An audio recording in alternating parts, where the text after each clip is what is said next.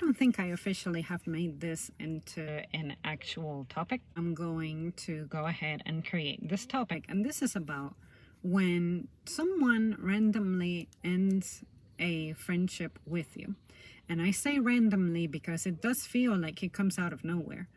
Particularly because we're discussing a best friend. Best friends are supposed to know you the best, and they're supposed to know, for the most part, how you feel, how you think, how you might act or opine on something. I had a best friend some 12-ish years ago now, and our friendship ended around 10 years ago, and it was the dumbest of ways, really, in my opinion, because some 10 years ago, it was around that time that I had my situation going on where we lost our place to live because we tried moving to Kansas to try to help someone start a business. Of course, that didn't work, so we ended up coming back.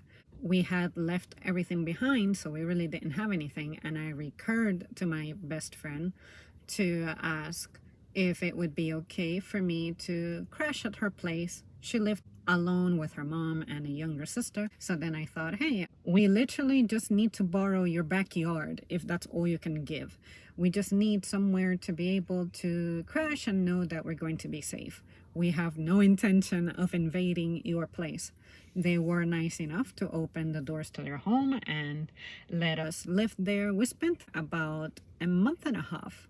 And it just so happened that during that time, my birthday took place. So it was bonus points. One day, mom finally got hired and we created a plan to be out on our own.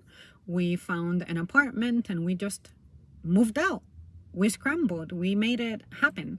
And you guys know, I would imagine, at least most of you, what takes place during a moving time. There is a lot of stuff going on between changing addresses and packing and moving your stuff and accommodating your stuff yourself, dealing with leases, all of that. It's the type of stuff that you gotta move quick, and sometimes you end up being kind of drained from the whole process, and all you want to do is maintain your flow and nothing to disrupt it.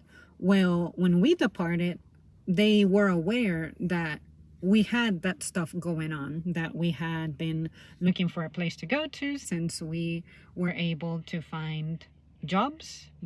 Now both of us have a job, and that we wanted to get our life back. That's pretty much it. You ought to know that we're going to leave you at some point. Well, we did that. The moment came for us to leave. We left, and the way that we had to do it, because it was all in kind of a photo finish type of thing, we had to go, and we left everything that belonged to them, especially the house key, behind with a little note. And we said, hey, so we were able to make it. We're leaving. We're settled down. And yeah, thanks for everything. They got offended by that, or at least my friend got offended by that. And for a long time, I was ghosted. I was ghosted for about a year.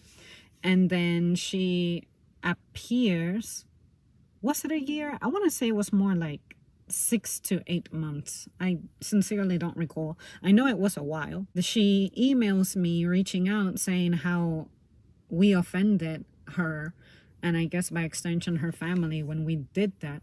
And I was like, pretty much, I'm so sorry, but I thought you knew how we were operating, how our way of managing this stuff was. I don't get it. I don't understand. I thought it was strange that you were telling me that you couldn't trust me anymore, but the floor is open. It's yours. Go ahead, express yourself. And I just remember feeling confused and disappointed that that's all it took for a great friendship, or what I thought was a great friendship, where I could pretty much tell her anything and everything, and some things that I wouldn't share with my mom, I would share with her instead. That's the kind of friendship we had. And all of a sudden, you did that. I'm like, okay. And then months later, she came back apologizing that that was the way of things, and that she missed me so much that she wanted to make things right. And I'm like, honey, I never closed the door on you. I never abandoned you. I never canceled you in any way. You decided to feel the way that you felt. I was the one who had the potential of being disappointed that you did that, but I just said, I'm like, shit, I don't know. Maybe she's processing something in her life, something that I don't understand, something that I don't know. I'm not going to pretend to know, but I don't know shit unless you tell me. I just wanted to put that out there and share that such a thing happened. And I wanted to hear if you guys have had experiences like that. Were you ever really tight with someone and then one day something changed in your life? You grew up, you moved out, you got married, whatever the fuck had to happen that severed a tie. And if you happen to be one of those few individuals in modern days, I feel like it's very few people who still has the privilege of a very long-term friendship, saying dating back to you guys being minors and you're still friends with someone from that epoch. Please share it so I can be jealous of you, because I have 0 childhood friends and 0 friends from school. And honestly, some of that I can say is my fault because I sincerely don't try to reach out. But I don't try to reach out in the same manner that nobody tries to reach out to me. So why would I worry myself too much with that? I know that if I were to reach out, they might be ecstatic that I'm taking the step to reach out. Usually it's someone who has to like break the ice and maybe serve as the bridge for that connection to happen. But sometimes you just get tired of you being the one seemingly putting all effort into communicating with people from your circle, regardless of how diverse it is. So me personally, in the present day, what I'm doing is whoever is reaching out to me consistently, I will make sure that at least I acknowledge you once or twice a day, whatever my time allows. And if I won't be able to make it for a little while, I'll try to let you know that, hey, I may not get back to you today, but just know that I read you, I acknowledged you, whatever, and I'll come back to you when I can. It's just weird to me that certain friendships you discover are actually founded on brittleness, and you don't discover it until that disaster strikes and happens. So yeah, it's disappointing because they were your best friend, and because they are your best friend, you would expect that you'll survive anything. But anyways, to overcome my sorrow, I have gone out and I have gotten a chicken tempura dinner. Tempura. I've heard it being pronounced as tempura, but I don't know what the true pronunciation is. So yeah, I'm going to pig out once again.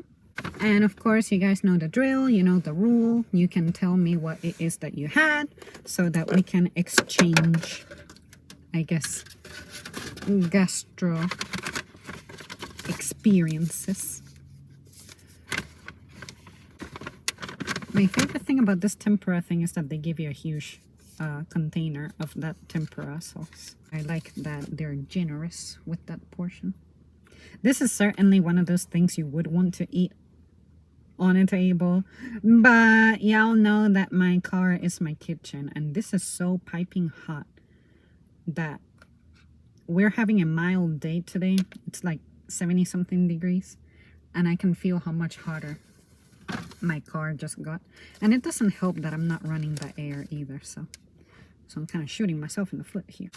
I feel like I'm just not a very good friend sometimes, because I just like to be myself. I like to be able to just carry on with my life as I have known it, as opposed to having to change just so that someone doesn't get offended. And I sometimes do not understand how it is that an offense originates in the first place. I could look back to some of those conversations from that time with my friend, because I know that they happened mostly over email. But what was sad is that I thought that once we rebounded, because she came back, I thought that that was it, that stuff was good. And then all of a sudden something happened. I think it must have been politically related, because there were some things that we never saw eye to eye. And I don't know about you, but when you disagree with someone, I think that's when you get stronger. And I think that she might have been offended that there were some things I had rather conservative views on, and she tends to be more left-leaning. And I have left-leaning tendencies too, but But you just cannot let politics destroy you. Sometimes I feel like politics exist to keep people fighting each other. Believe what you want, but believe more in your friendship. Whoever invented this was really showing off. I remember I have an official tempura topic, so you guys can watch that. The way the sauce just soaks up. I mean,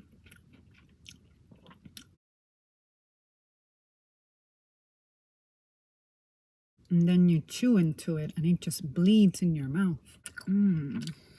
Why do people do drugs when you can do delicious food instead to take your mind off shit? I've never been a drug user, so I don't know what kind of orgasm you get out of using them. But I just know that I get a massive degree of pleasure of focusing on food. Why not? And I think that food is way cheaper than drug habits. And I can maintain control of my body and my brain stays in place. Very minimal impact. But yeah, I can't lie. I was disappointed when this friendship ended because I thought, okay, this is it. I have found my friend who's gonna last me through the ages. We shared so much. She even went overseas and she told me about some crazy experiences she had out there in Europe, talking to me about boys. All of that was just gone by one fateful decision that I made. In fact, a chain of decisions. My mom asked me whether I wanted to move to a different city or go to Kansas to try to help this one person start her business, because the whole point is that it was getting to a point where we needed to make a change because we were going to go through some stuff and veggies. I guess this is a purple sweet potato or a Japanese sweet potato. We needed new opportunities, and then I made the fateful decision of going like, well, we should help this lady start her business. And then boy, was that a mistake. And that's when I knew that having a woman as a manager wasn't a very nice thing. Should I tell you guys that story? I think I'm gonna tell you guys that story. My dumbass somehow dropped one of the chopsticks, so I'm gonna have to recur to one of my backup forks. It's broccoli's turn.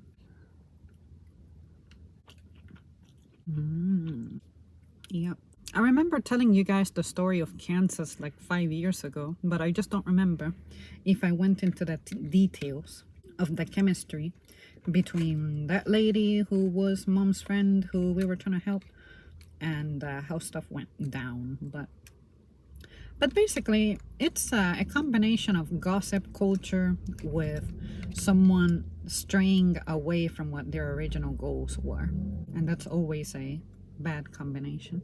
And basically, gossip culture to me is he said, she said. You cannot corroborate anything. But it's the kind of stuff of he said, she said, that you're like, why does that matter anyway? And then mom and I are not sponsors to that kind of behavior. So we just picked up and left. Picked up and left. And see, that experience is what reinforced in me the value of do not complicate your life by owning a lot of shit, by being very materialistic. Because today, you may know your life the way that you know it. You may have your routine and everything, but life can change just like that in a blink. And so because mom and I didn't really have any complications going on, the only things we had were cell phone bill and the car loan at the time. But that was very easy to manage. But the stuff that we had, it was very little. It was just personal possessions. Pictures, documentation, clothes, dishes, miscellaneous home decor, bedding, some of it. So we got rid of some. Housekeeping materials. So yeah, we were just able to grab our stuff and go, and the stuff that we owned wasn't very delicate or expensive, so it survived that beating of the whole moving back to the East Coast. So I guess back then, 10 years ago, I learned the meaning of what my French teacher said. She said, life is simple if you let it be. And then I started critically thinking about everything that I could possibly do in my life, with my life, to keep it simple. And one of the things that I learned was to not make myself of too many insignificant, especially expensive and delicate, material possessions, so that if I gotta leave them or lose them, I don't hurt so much. So yeah, one could say that the way that I form attachments is very, very limited. So anyway, this friend of mine, what I knew about her is that quite some time ago, I don't remember exactly when I saw the news, maybe 7 years ago, she ended up getting married to the guy she was with at the time. I'm happy for them. It looked promising. I could tell that they mutually felt that for each other. And I have her on Facebook. She unfollowed me on Twitter, and that's where my theory of my politics offending her comes from. I could be on Facebook and stalk her, but I'm not interested.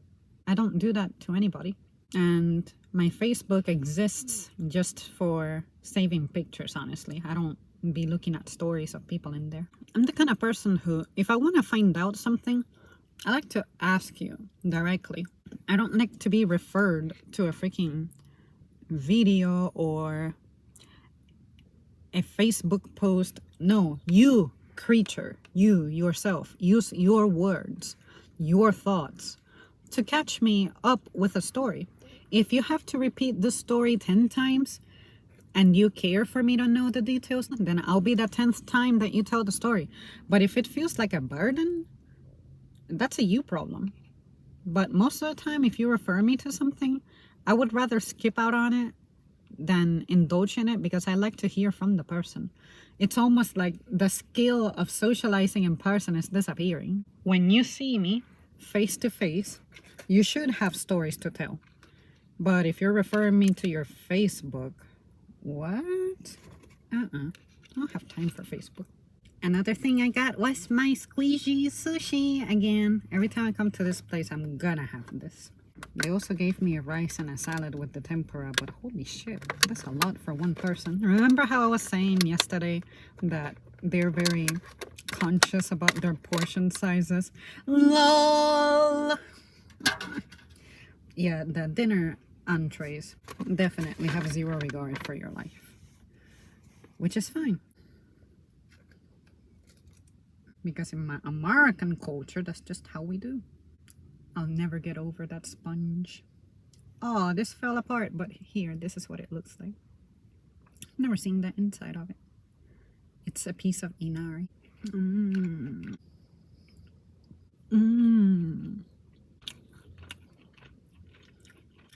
Oh. What is this? This is certainly an intrusion. It's definitely not cheese. And it's kind of salty. I've seen some kind of white noodle before. Look at my messy face.